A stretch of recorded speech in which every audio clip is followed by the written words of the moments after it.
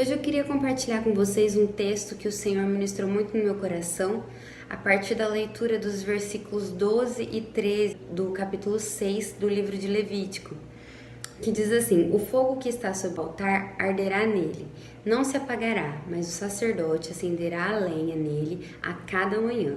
O fogo arderá continuamente no altar e não se apagará. Bom, vocês sabem que Deus, no Antigo Testamento, mandou que Moisés construísse o tabernáculo, também conhecida como a tenda do encontro, que era, vamos dizer assim, a morada de Deus, a casa de Deus no meio do povo. A palavra diz assim que quando a tenda do encontro ficou pronta, a nuvem da glória do Senhor invadiu aquele lugar. O tabernáculo ele foi dividido em 3 partes: o pátio, o lugar santo e o santo dos santos. O pátio era o lugar externo, em que todas as pessoas tinham acesso. O lugar santo era o lugar, assim, vamos dizer assim, do meio, onde apenas os sacerdotes tinham acesso. E o santo dos santos, apenas os sumos sacerdotes podiam entrar, e era onde ficava a Arca da Aliança, que representava a presença de Deus no meio do povo. Só que depois que Deus ele estabeleceu o lugar do encontro, ele também estabeleceu funções para os seus servos. E hoje eu queria destacar uma das funções do sacerdote, que era queimar o incenso no altar pela manhã e ao entardecer, de forma que o fogo nunca se apagasse.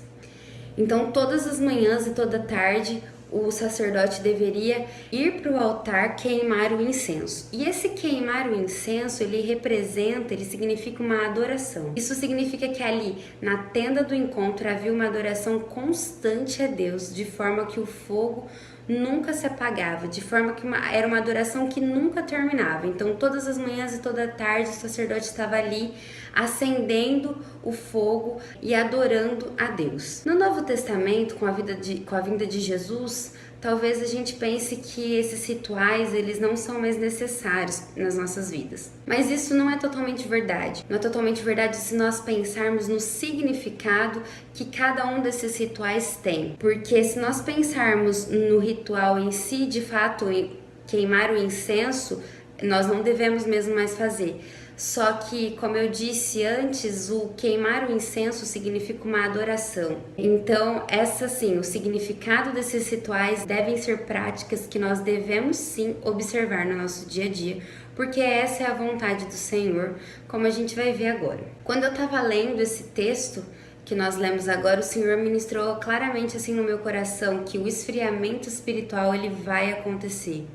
Porque ele é uma profecia bíblica, são palavras do próprio Jesus, que estão lá no capítulo 25 de Mateus. Então ela vai se cumprir, mas não permitir que esse esfriamento aconteça, se cumpra nas nossas vidas, é responsabilidade nossa. Então não permitir que você se esfrie é sua responsabilidade. Nessa quarentena, com a ausência de cultos, com a ausência dos compromissos presenciais, físicos, como costumeiramente nós fazíamos, muitas pessoas já estão se afastando, nós vemos que muitas pessoas não estão assistindo às lives, muitas pessoas já estão se esfriando, apesar do curto tempo, Se a gente for pensar, nem é tanto tempo assim para o esfriamento, mas nós vemos que muitas pessoas já estão se esfriando. Mas eu queria te pedir nessa tarde para que você não permita que isso aconteça nem na sua vida e nem na vida da sua família. Como que nós podemos fazer isso? Bom,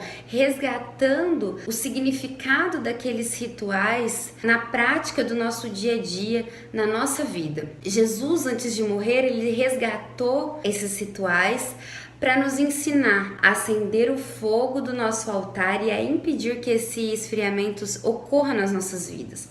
No Antigo Testamento, era o sacerdote quem deveria levar o incenso para queimar no altar que estava lá no tabernáculo.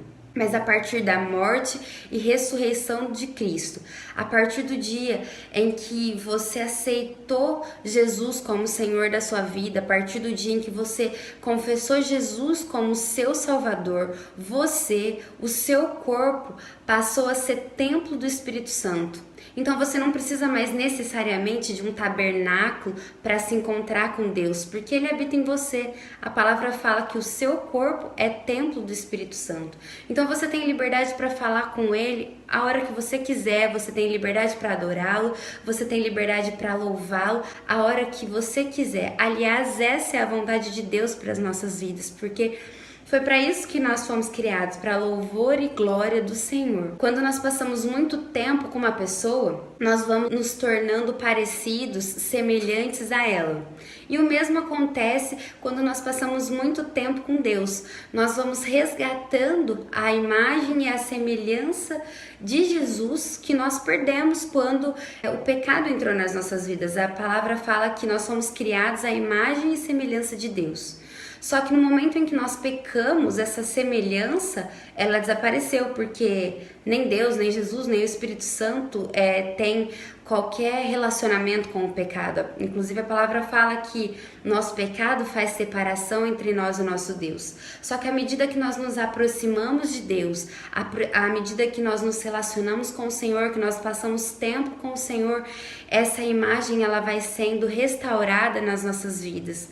Nós vamos nos tornando cada dia mais semelhantes a Ele. Na verdade, nós vamos sendo moldados de modo que a cada dia o nosso caráter, as nossas ações, as nossas reações e os nossos planos passam a estar em conformidade com a vontade de Deus. Isso tanto é verdade que o apóstolo Paulo chegou a dizer assim: sejam meus imitadores como eu sou de Cristo. De tanto relacionamento que ele tinha com o Senhor, e ele sabia que cada dia mais ele estava se parecendo com Jesus. E é esse o plano que o Senhor tem para as nossas vidas, que nós voltemos a ser a imagem de Jesus. Bom, mas além de nós resgatarmos o lugar, de comunhão, o lugar de adoração, que hoje somos nós mesmos, nós devemos resgatar também a função de levar o incenso. Como nós vimos no Antigo Testamento, essa função ela foi atribuída apenas aos sacerdotes. Porém, depois que Jesus morreu, nós fomos estabelecidos sacerdotes reais. Por isso que a função de acordar cedo todos os dias e levar o incenso para queimar no altar é nossa. A função de levar o incenso para queimar no altar ao entardecer é nossa. A responsabilidade por não permitir que o fogo se apague no altar é nossa. Jesus, antes de morrer, ele deixou um conselho para os seus discípulos, que também foi um conselho para as nossas vidas. Ele disse: vigiai e orai para que não caiam em tentação. Irmãos, pouco antes de morrer, Jesus ele estava aflito, porque ele sabia que a hora estava se aproximando, então ele chamou Pedro, Tiago e João para orar. E aí ele fala para os discípulos assim: olha, vocês fiquem aqui orando. E aí ele foi mais para frente para orar, e quando ele voltou, ele encontrou os seus discípulos dormindo. E mais outra vez a mesma coisa aconteceu. E aí a gente vê que os seus discípulos, e especialmente Pedro, ele não vigiou, ele não orou, ele dormiu, e horas depois a gente vê que Pedro estava ali negando a Jesus. E isso faz parte do esfriamento espiritual. A gente começa a ter práticas que negam a Jesus nas nossas vidas. Talvez a gente está até indo aos cultos, a gente está até postando textos na internet, só que as nossas atitudes, elas negam Jesus. É por isso que todos os dias nós devemos vigiar e orar. É por isso que nós devemos resgatar essa função, de levar todos os dias o incenso para queimar no altar. É por isso que nós devemos ser mesmo o templo do Espírito Santo, para que esse esfriamento, para que nós não venhamos a negar Jesus na hora que as coisas acontecerem. Amém? Por isso essa tarde eu queria te encorajar você que está fria, encorajar você que está sem ânimo, encorajar você que está sem vontade de orar, e encorajar você que está orando a orar mais ainda. Te encorajar a resgatar, a restaurar o altar do Senhor na sua vida e a levar o incenso para queimar nesse altar todos os dias, a queimar um incenso de louvor, um incenso de adoração, de engrandecimento e de exaltação ao Senhor, de arrependimento e de quebrantamento. Irmãs, eu tenho certeza que se nós restaurarmos esse altar de adoração nas nossas vidas, esse esfriamento espiritual não acontecerá nem nas nossas vidas, nem na vida das nossas famílias. Eu queria te encorajar essa tarde a você a buscar a Deus como você nunca fez antes, a buscar a Deus por você, a buscar a Deus pela sua casa, pela sua família, de uma forma assim insaciável, de uma forma que nada mais importe. Amém? Eu tenho certeza que se nós fizermos isso, se nós incendiarmos essa labareda de fogo que ainda tem em nós infelizmente veremos muitas pessoas se esfriando, mas dando glória a Deus de uma certa forma por não ter acontecido esse esfriamento espiritual nas nossas vidas, amém? Então, que você não se esqueça que acender o fogo, que levar a lenha, que levar o incenso para queimar no altar é responsabilidade sua. Amém? E a gente consegue manter essa chama acesa por meio do nosso louvor, da nossa adoração e das nossas orações ao Senhor. Eu espero que essa palavra tenha ministrado no seu coração. Um beijo e até a próxima.